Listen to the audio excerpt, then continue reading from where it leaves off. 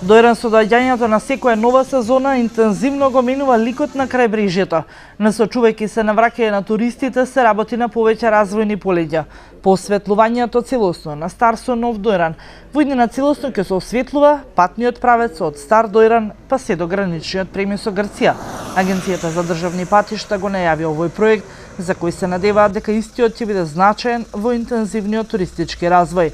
Се очекува да распишеме тендер за поставување на осветлување на делницата од Стар Дојран до границата со Република Грција, така да ќе помогнеме и на општината за зголемување на безбедноста на сообраќајот во тој дел.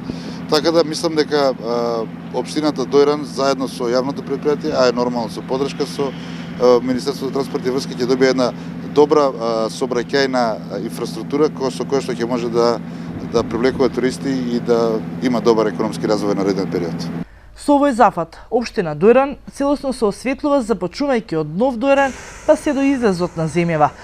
Инвестицијата на овој проект е во висина од 100.000 евра, кои треба да се реализира во најскоро време.